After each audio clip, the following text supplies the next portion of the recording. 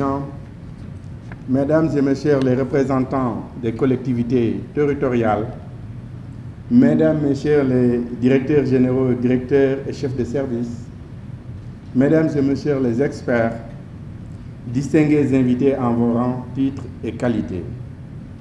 Je voudrais, à l'entame de mon propos, vous transmettre les salutations les plus cordiales de Monsieur le Premier ministre Ousmane Sonko, qui aurait bien voulu être avec nous, mais qui, pour un conflit d'agenda, n'a pas pu se déplacer.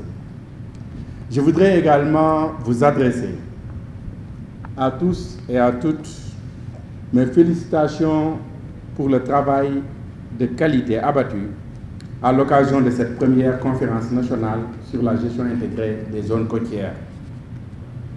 Cet événement majeur, qui a mobilisé d'imminentes personnalités et des experts de haut niveau, a en effet permis, au terme de ces 2 jours, d'engager d'importantes recommandations consignées dans la déclaration qui vient de nous être présentée par Madame la directrice du changement climatique, de la transition écologique et des financements verts. La démarche participative qui a prévalu tout au long de vos travaux témoigne de l'intérêt que vous accordez aux questions abordées relativement à la problématique de la gestion de notre littoral. En effet, les enjeux sont déterminants et les défis énormes. Cette conférence se tient dans un contexte où notre pays s'est résolument engagé dans un changement de paradigme. Comme vous le savez, le président de la République vient de procéder au lancement officiel du nouveau référentiel des politiques publiques Sénégal 2050, agenda national de transformation systémique, qui prévoit la promotion d'une urbanisation organisée et d'une gestion durable des écosystèmes naturels.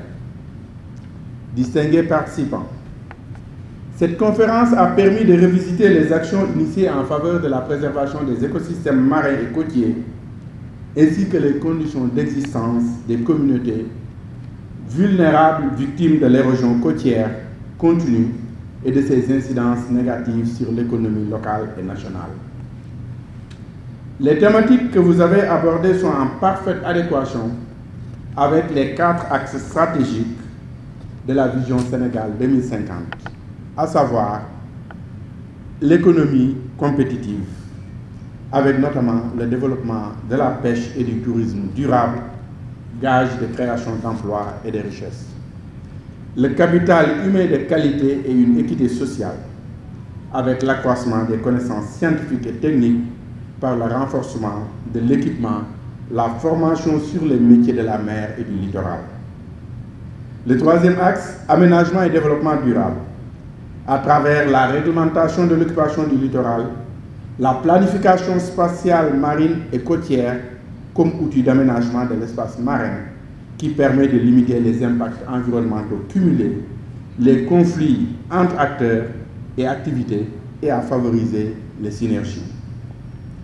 Pour le 4e et dernier axe, la bonne gouvernance et l'engagement africain, avec notamment la mise en place d'un cadre légal et réglementaire spécifique au littoral.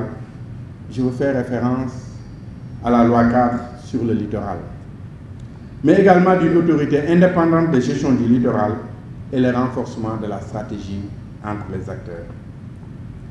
Dans le souci de mieux réglementer l'occupation du littoral et d'assurer une gestion rationnelle de ce patrimoine commun, le gouvernement, sous la houlette du Premier ministre Ousmane Sonko, avait mis en place une commission ad hoc chargée de contrôler et de vérifier les titres et occupations sur les anciennes et nouvelles dépendances du domaine public maritime dans la région de Dakar. Cette commission a pu réaliser un état des lieux et formuler d'importantes recommandations et mesures urgentes de restauration des dépendances du domaine public maritime. Je vous invite à intégrer ces mesures et à les prendre en compte dans les futures actions qui découleront de vos travaux.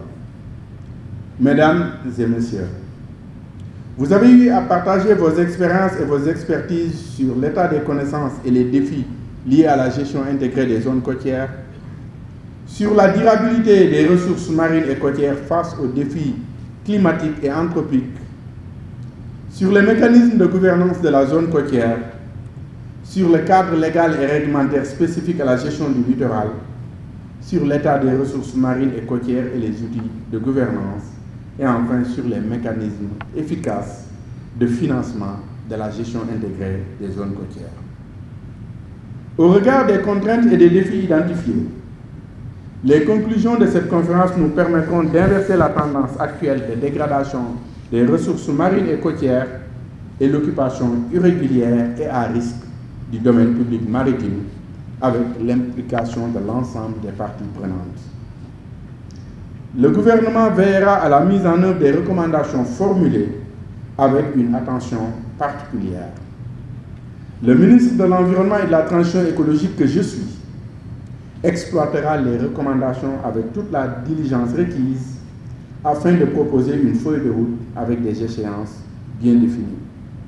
Et ces recommandations nous seront très utiles parce que nous serons le porte-voix des pays les moins avancés sur les questions liées aux pertes et dommages lors de la COP 29 qui se tiendra à Bakou en Azerbaïdjan. Je voudrais également rassurer Madame la maire pour lui dire que le plaidoyer est bien entendu. Et le rôle central des collectivités locales dans la préservation du littoral est bien connu.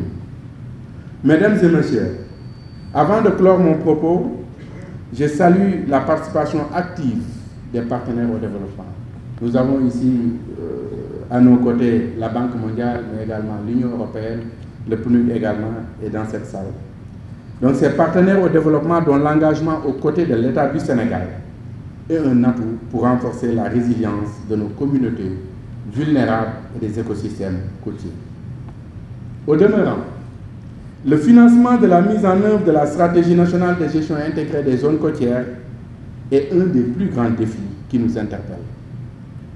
Il nous faut dès lors réfléchir sur le mécanisme de mobilisation des ressources y afférentes. Je vous réitère à tous mes sincères remerciements pour la forte mobilisation et la participation active à cette conférence. Je félicite Madame la directrice du changement climatique, de la transition écologique et des financements verts pour la parfaite organisation de cette conférence.